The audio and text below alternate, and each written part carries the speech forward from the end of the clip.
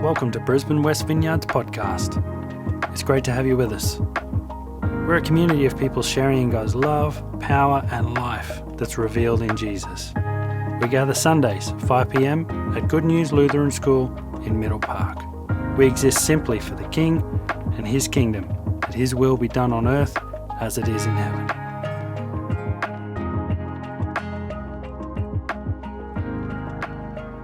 All right. So tonight we're looking at living in the Father's generosity.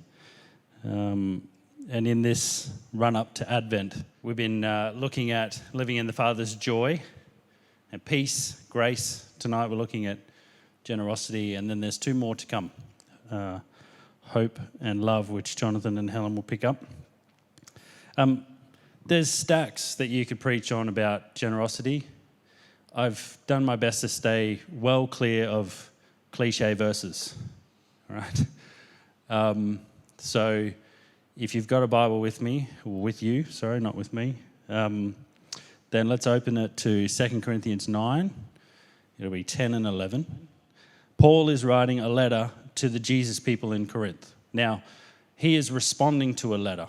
So we have 1 Corinthians and we have 2 Corinthians. So letters are going backwards and forwards, right?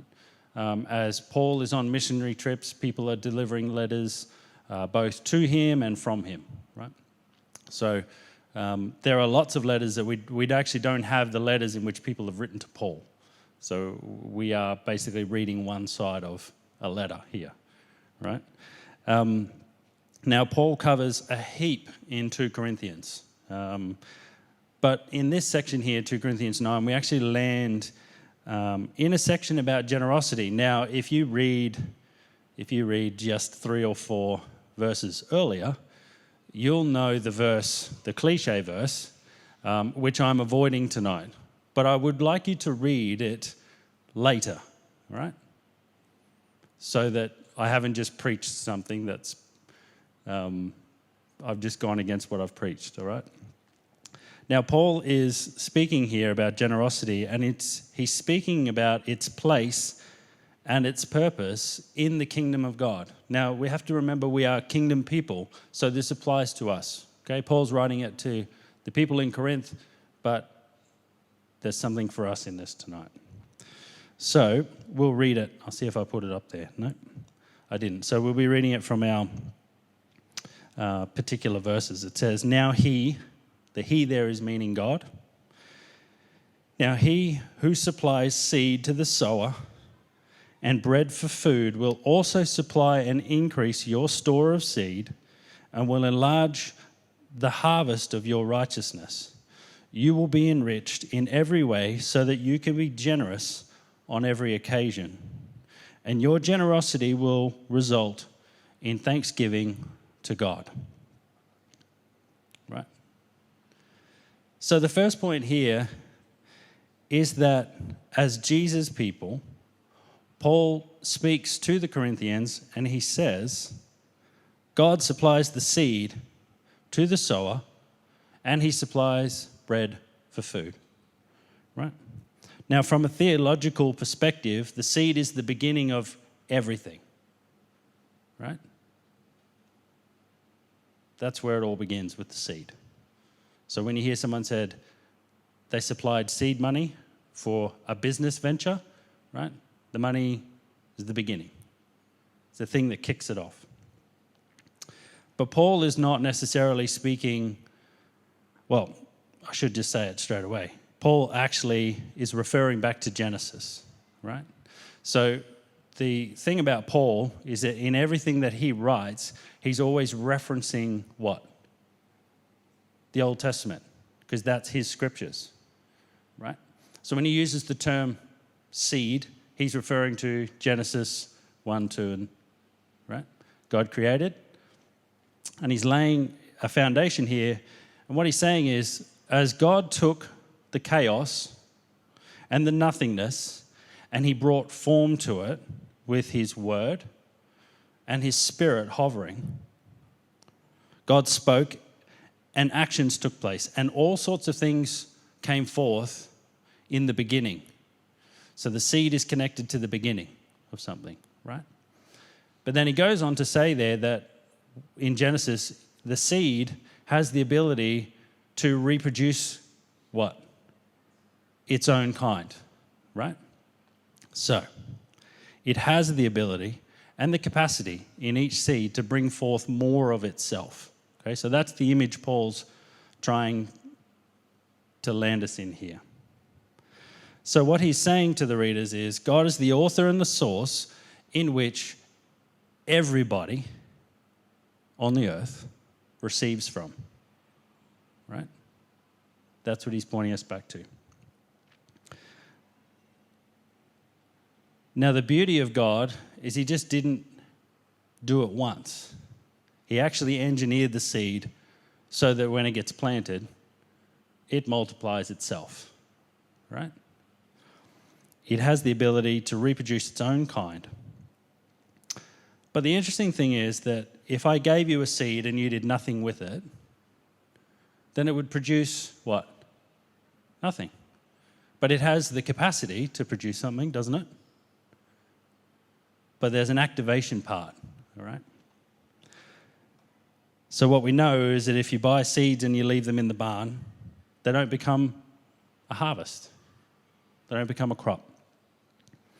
So Paul goes on and he says, God supplies bread for food, and he will also supply and increase your store. Now, if you remember to the last time I spoke, Paul's using a lot of farming colloquialisms. Is that the term? Terminology, we use that, right? Farming terminology, because he's speaking to people who have an understanding of it. You and I, less so, right? Because we're not as connected to farming as they were at the time. Paul's point in saying this is that God is so generous to us and to humanity that at the beginning of time, the Lord has been continually providing seeds and bread for every generation, after generation, after generation, after generation, right? God's generosity spans thousands and thousands and thousands of years. That's the God that we serve, right? How quick are we at times? I am guilty of this. To think, looks like God's gone on holidays and just left it all to burn, right? Look at all this stuff that's going on at the moment. How could God be involved in any of that? How could he be generous in the midst of these things? Well, what Paul's saying is you have to look at his generosity from the beginning of time to this moment in time, right? And the proof is that he's a generous God. So, as I wondered, the seed and the bread, I realized that if you just plant seeds in the ground, they don't turn into bread. Anyone else notice that? Right? There seems to be a gap. Now, Paul doesn't talk about it. We just read it. Talks about seeds and food. But to me, there was a big question mark in the middle of, well, what happens between the seeds and the bread, right? This is the part where Paul's calling us as Jesus people, the people in Corinth first, and then us today, calling us into something here, right? So we see that God's been generous for thousands of generations, but if we just plant a seed, we don't get bread, right? So let's have a look. I've done a little flow chart here. This is to help me, and I hope that this helps you. So stick with me with it, all right? Here we go. So, if you can see that, what we've seen so far is God gives the earth, and clearly not a bag of seeds, okay, right? They didn't come in bags back then. But he gave them to humanity, and then humanity has a part here to do what? Plant the seeds, right? So God gives to humanity, and humanity plants. Everyone following that little bit? Right? Cool. Now, God does something that doesn't involve humanity right now in the next step. God gives the sun and the rain, right? And things grow without you and me involved.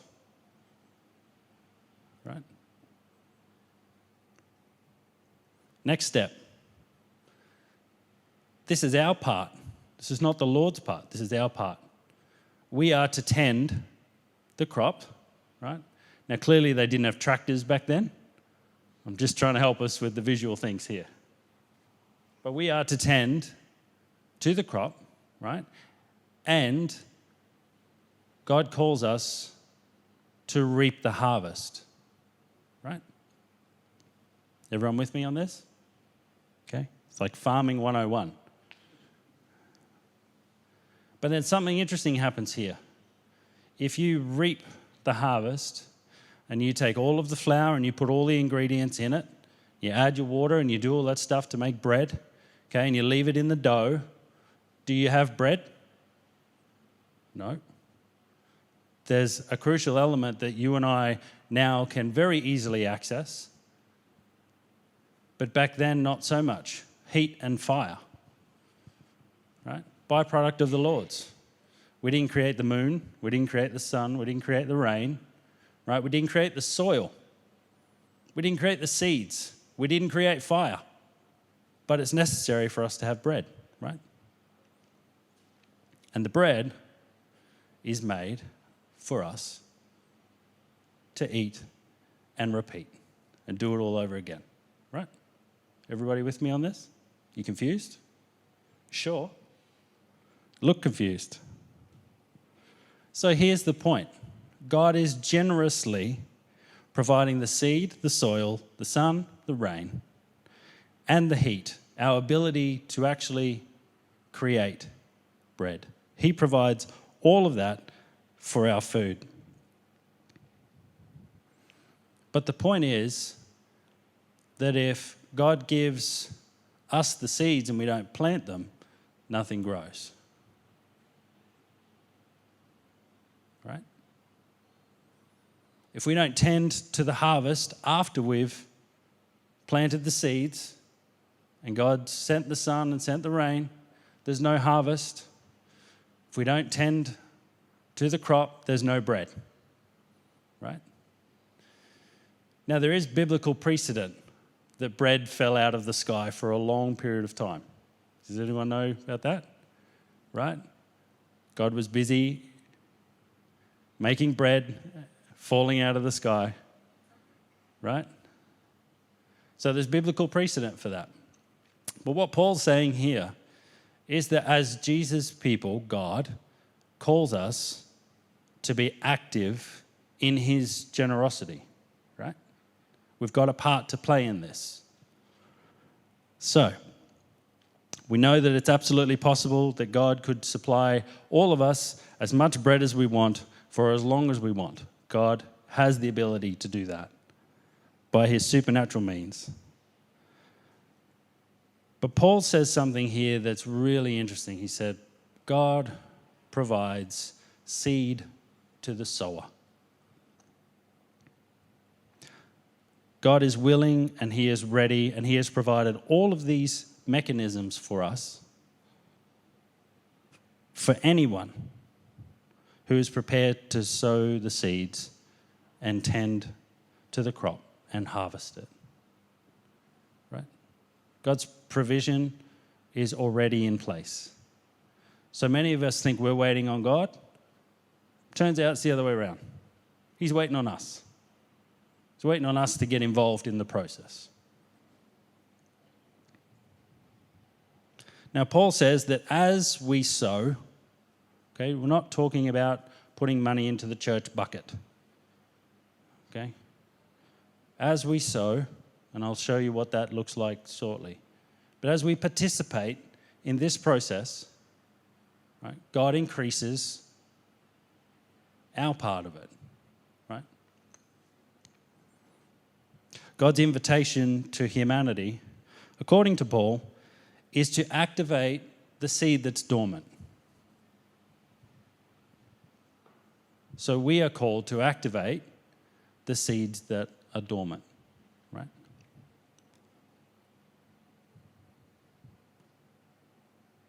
We are under the one who gave the seed, but then we are to partner with the one who gives the seed, to plant it, to tend to it, and enjoy the harvest of it. Now, if you and I don't plant the seed and we don't tend and we don't harvest, all we have is what? The seed. That's all we have. No bread. So God's invitation to us is an active invitation. It's something we've got to say yes to, right? God's generosity is activated by our action. We'll be very careful about this. You can see how much God does in this equation. It's quite a lot, right? But you can see we got a part in this as well. God's generosity gets activated and it becomes visible in our lives and in those around us when we partner with him in his invitation. So, to collect everything that Paul said between the seed, right, we're only in the first line here, from the seed to the bread, we as Jesus people have to realize he is the provider of the seed. We don't go anywhere else for the seed, right? Our hope is not in anything else. The Lord is the provider of the seed. But he is the provider of the soil as well. Place where it gets planted.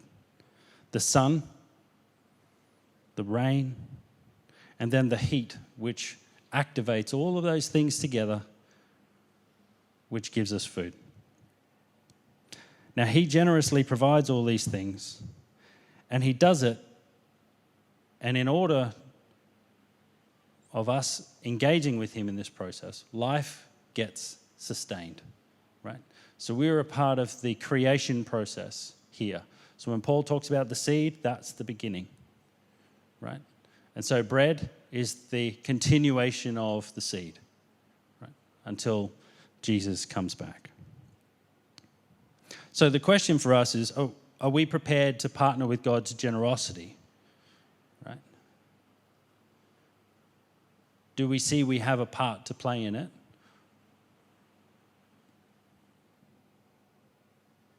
When we do, we see that our stores of seed will enlarge. Now, the passage is often, this one is often taught in Christian giving circles, right? So now time, take out your wallets and we're going to give an offering to the Lord. That's normally what comes after this verse. It's not the wrong context, because that's what Paul is speaking about, right? It's about Christians giving, because God is generous. We give out of the response. But as I was reflecting on this story for my own life, when I left home, I was 16. And the circumstances of leaving weren't the best circumstances. I was closer to 17, but I was still 16. And I had finished grade 11. And when I walked out of my home, I had the shoes on my feet and I had 2 sets of clothes in a bag. And I'll be honest with you, I stole $5 out of the jar at the bottom of the, we used to have a phone that was on the wall. You remember those ones? With a cord? And it'd ring and everyone would race to it. Like, you didn't know who was calling. We had one of those, right? Just on the edge of it, but we still had one of those. And we had, that junk tray, paper clips, rubber bands, odd coins. You still got one of those? Yeah, near your phone or somewhere on your... Our whole bench at home is like a junk clip. Anyway, it's another story. But I went rummaging through there. My dad and my stepmom were not home. I went rummaging through there and I took all of the money and it came to $5. So I'm ashamed that I stole that money from. But with my bag, my shoes, 1 set of clothes and $5, I moved out of home. And I didn't tell them that I was leaving. And that doesn't bring me much, I'm not proud of that. But I was walking to the bus stop. It was about 5 Ks walk, somewhere around there. I was walking to the bus stop. And in my heart, I'd realized that this was a moment I don't get to turn back from. This is a moment I don't get to undo. This moment This moment will define, it's going to define relationships, it's going to define lots and lots of things. And so on that 5K walk to the bus stop, it was down at the shopping centre, I had a list of things in my heart. And those list of things were going to make me something, right?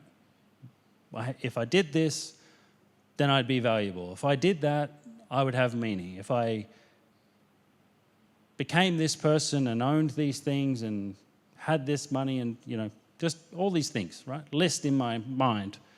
But I knew in that moment that walking to the bus, my whole life was going to change.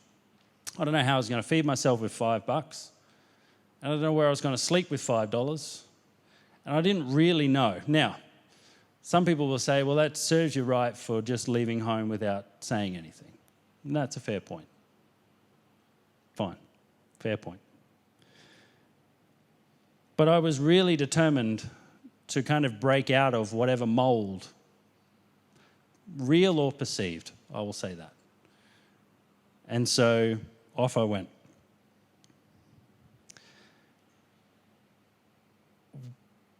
When we fast forward a little bit, Naomi and I got married in 2009, and a friend of mine stood up at our wedding reception and said,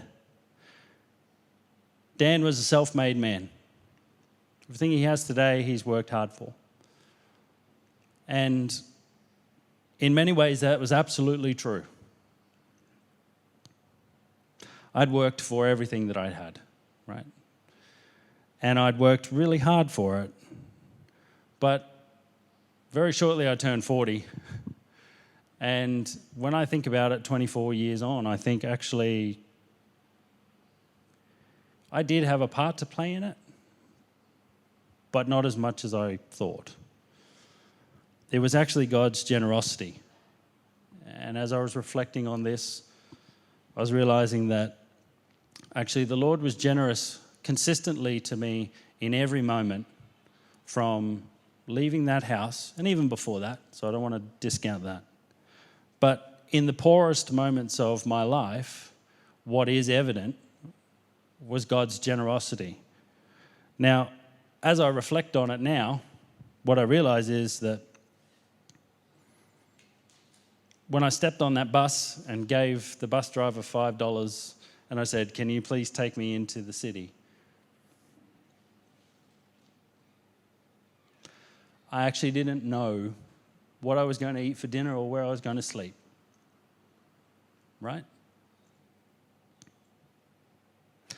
But what I now realize is that God was providing for the bus driver a job and a means in which the bus driver could provide for his family. So he provided me a journey, but he was also looking after the bus driver and their family. And as I was thinking about what was going to happen when I got off the other end of the bus, God brought me across two brothers. And the two brothers welcomed me to crash onto their couch. Now, I had known them before, and somehow they got word that I was heading on a bus, because there was no mobile phone kind of things there. I was heading on a bus and I was heading into the city, and they were in there. And they said to me, hey, why don't you come and crash on the couch? So there's two uni students. And as I think about it now, they provided a roof over my head and food on uni allowances, right? Now, if you can do that for yourself on uni allowances, you're doing well. But to then invite other people in and be generous with the very little that you have, right? God's doing something in that space. My first job came from a character reference of a lady who knew the head of catering at the Hilton. And this lady picked up the phone and said, I have somebody here who will always turn up to work and who will work hard. Have you got a position? It doesn't matter what it is. And I was given an opportunity to enter into the industry that I had not actually been trained, right? everyone I was working with had gone to TAFE and learnt how to do what this role was. And I'm like Johnny, no friends, nobody, right, who gets given a job off the equity of somebody else. Right? Somebody else's hard work opened the door for me in that moment. That's the Lord's generosity to me. My first car came at the cost of 2 blocks of dark chocolate. Now, I'll be honest with you, it had no wheels. It had no internal linings in it. The engine started. And the old guy said to me, 2 blocks of chocolate, man, I don't care how you get it home. Right? And I said to him, well, does it start? He's like, yeah, runs like a treat. Pulls the battery out, shoves it in, engine kicked over. He's like, it hasn't been run for ages. So I went to the wreckers and I bought 4 wheels and we put it on a car trailer, again, with no money, with the generosity of other people, right? Other people's fuel, other people's cars, other people's trailers, right? And God provided me a reliable, fuel-efficient 1976 Toyota Corolla, okay? I had no money. I just started to get on my feet and I had a car accident in someone else's car in the rain. And it was not good. There was a lot of damage and it was very, very complicated. But God at the time brought 2 amazing friends of mine who are dear friends.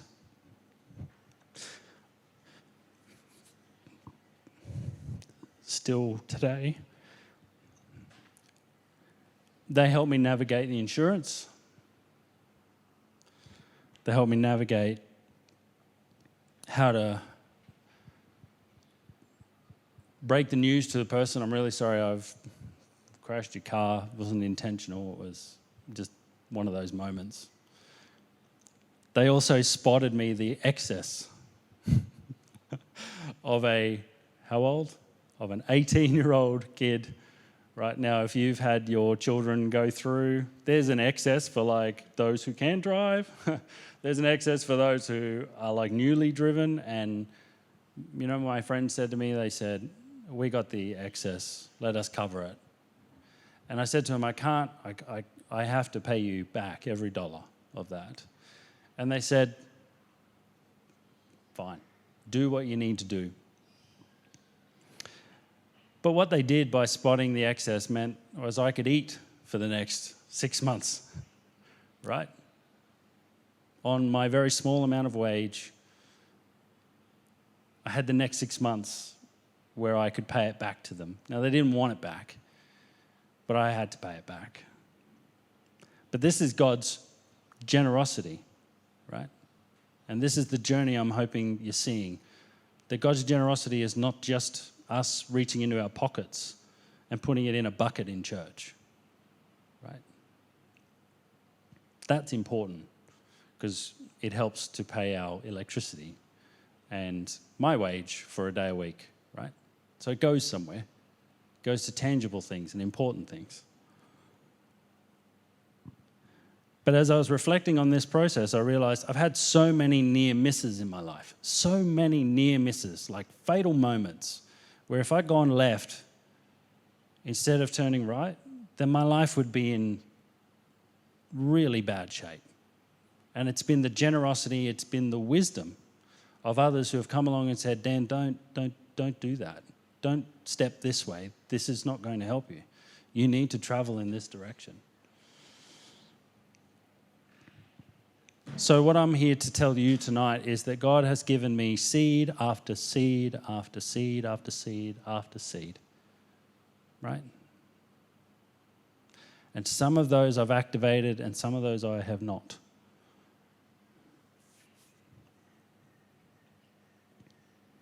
But God has brought me to here where I am today in this moment because of His generosity present through other people to me in my life.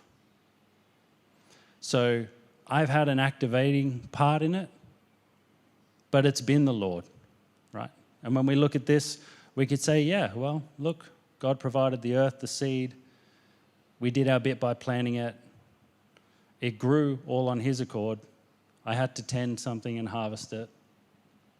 I had to rely on him for moments. And then in the very small amount of ingredients I've mixed together, I continue to eat. And so does our household, right?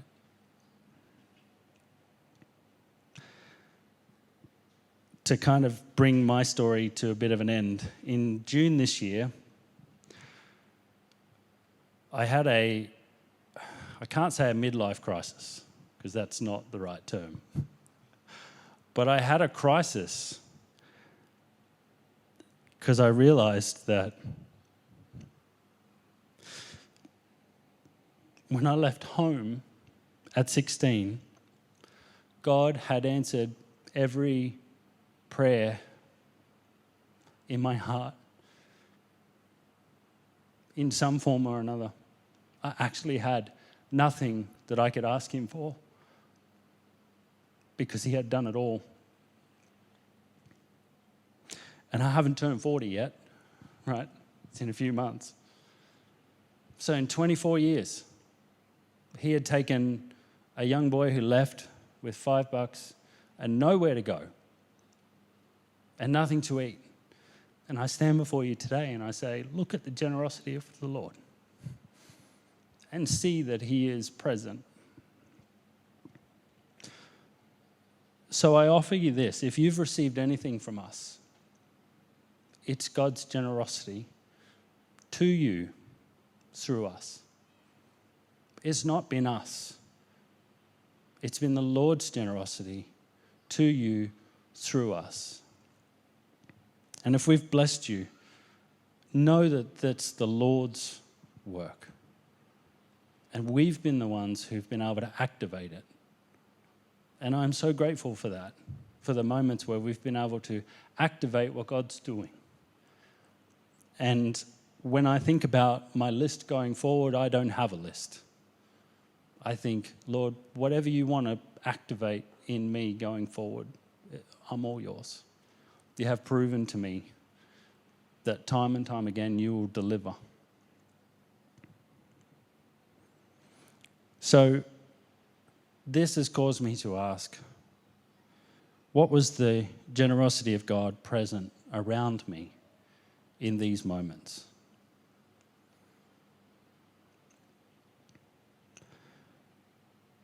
And I can stand here today saying I have a job and I have a roof over my head, which I didn't at the time. I had a meal on the table, which I didn't at the time. And I have friends who I can call, those same friends that stepped in and said, hey, we'll put ourselves on the line to help you through these moments. I have those friends to call in times of trouble and in times of joy. And so the challenge for us tonight is that, have you ever stood in a moment where a dream of yours has come true? Where you've realized, this is happening, I need to pinch myself right now? What happens in those moments is you need to reimagine what life looks like, because the whole focus has been about that at some point, right? Our whole focus is that. And what we see from this diagram is that the Lord has another seed for us for the next one, right? When the bread's made and we can enjoy it, the Lord says, how about the next seed? And so my question to you is, will you say yes to God for the next seed, right? In this next season, will you say yes to what he's doing? Maybe you haven't had your lists checked off. And I'm not saying you need a list. Some people are wound that way. I'm less list now than I used to be when I was little. But my encouragement is that if you are going through something that, or have been going through something that is so dark and so hard and so impossible, and yet you wake up in the morning, as Helen said, there's hope for us, right? There's hope for us. So, what seeds are you still holding in your hand that the Lord has asked you to plant? That would be my question. Clearly, this diagram shows us it's not all up to us, but there are key parts that are up to us. And if you're holding them, plant them, right? What harvests do you need to recall in the moments of where you find yourself now? Where you can say, yeah, no, look what the Lord's done for us. Look at the crop of his hard work and our hard work. Look what it has provided us, right? So what I want to challenge tonight is when we talk about generosity and Christian generosity, again, I mentioned it, it's really about how much money do you put in the offering bucket. And I just want to disperse that. And I want to say there is a part to do that, right? And Paul says earlier in the verse that we read that each should give according to what the Lord places on his heart, okay? It's an individual thing, and there are guidelines for it, but you should tithe and you should make your offerings known to the Lord, okay? There's no compulsion for you to do that. It's a decision between you and the Lord. But what I want to challenge us to walk away from is how we view the generosity of God and how we view our ability to be generous. So, living in the Father's generosity. Generosity is freely giving our time. Now, some of us don't have a lot of it, and that's okay, right? When we give it, we don't give it out of compulsion. We give it out of the joy. Generosity is freely giving our wisdom or experience. And I mentioned this before. I had really wise people say to me at key moments in my life, do not, at any cost, do what you're about to do. Do not do it. And I resented them for it. And they took a risk on me and said, I've got to say this really straight, otherwise this is going to go bad for you. One particular friend of mine ended up moving to a completely different country. And it was 10 years later, to somewhere in the month, that we were able to catch up with them. And I said to him, face to face, I said, thank you. You saved me from utter destruction. But I've resented you for it ever since. And he said to me, it's God's generosity to you. They were his words. And I was like, yeah, it actually was.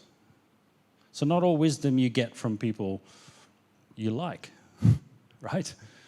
But it can save you from destruction. So generosity is freely giving our wisdom or experience. It might be mentoring, it might be coaching, it might just be walking life. It might be answering the telephone to someone who calls you once a year and says, hey, I need help. Great.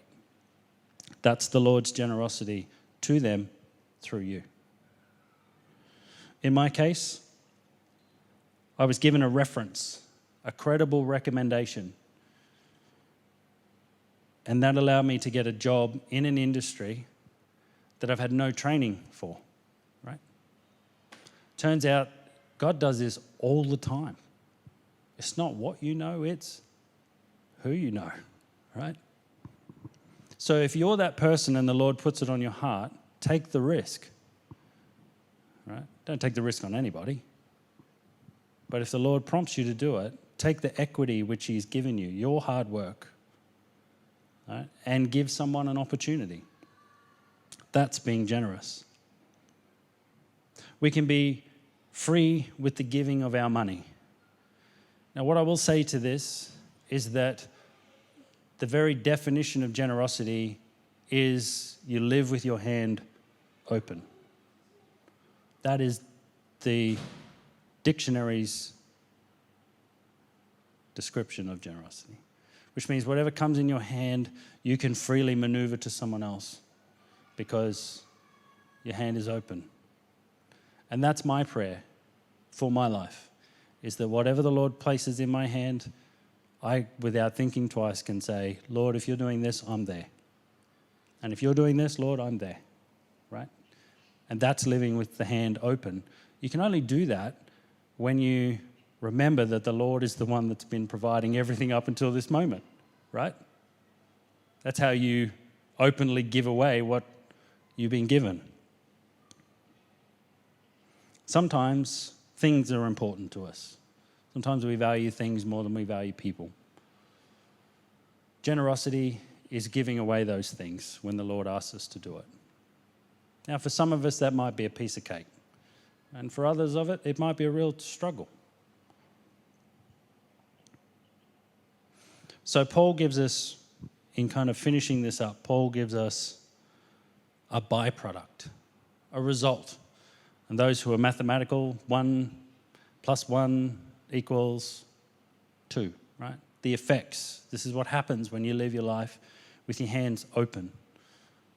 With, as I've said, your time, your wisdom, your money, however that kind of looks like. Paul says this in verse 11. He says, you will be enriched in every way.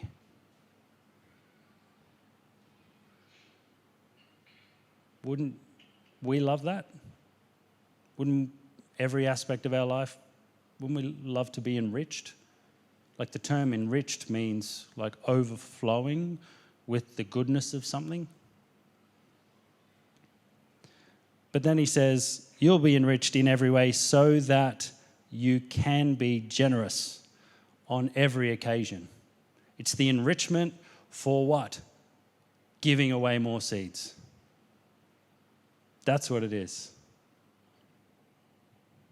And through your generosity will come thanksgiving to God. So this is my thanksgiving to the Lord. And this is my thanksgiving to everyone who has been generous to me and faithful to stepping out and saying, I will honor God and I will take a risk on this Dan guy. And I think if you think about it yourself, your whole life is full of moments where people have risked things for you, right? Have gone out of their way for you and have been generous to you, right? And that is the Lord's provision. And so in finishing, I just want to say that my prayer for us is that whatever we're holding on to, the Lord will just gently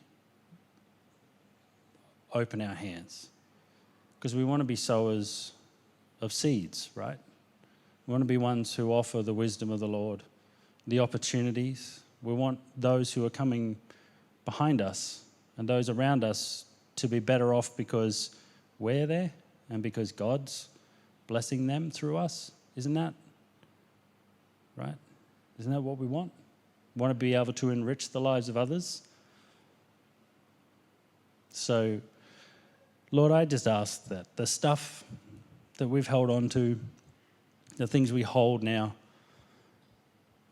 God, we just want to reach out and say, Lord, activate us. The seeds that we're holding in our hands shut. Help us to plant them, Lord. Help us to let the stuff go.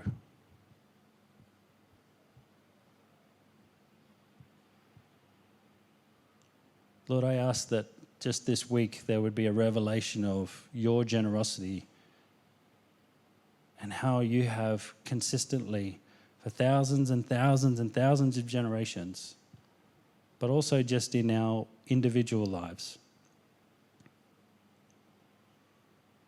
we have faithfully and continually provided for us and for those around us. And so, Lord, I want to pray a blessing over every single person who has been generous to me in my life, that has resulted in me standing here today. And I give you thanks for that, Lord. And Lord, I also want to pray a blessing on every single person here and how you have generously bless them through others? Would you bless those who have just generously given themselves away?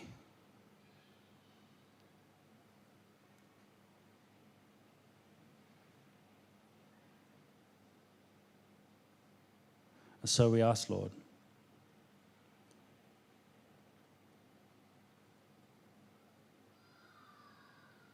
would you help us to live lives that are enriched by your Spirit and by your presence?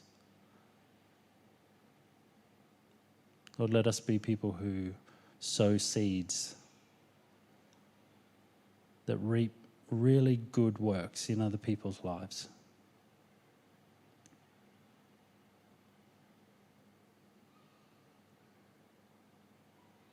Father, I also pray that we would be a people that display your generosity,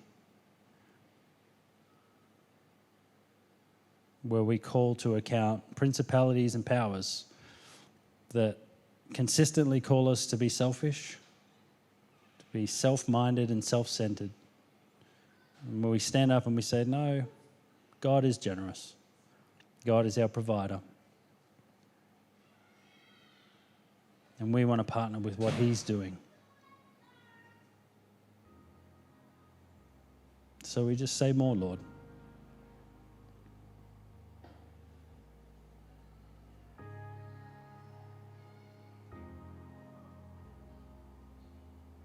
More, Lord. We thank you, Holy Spirit, for your wisdom, and for your revelation.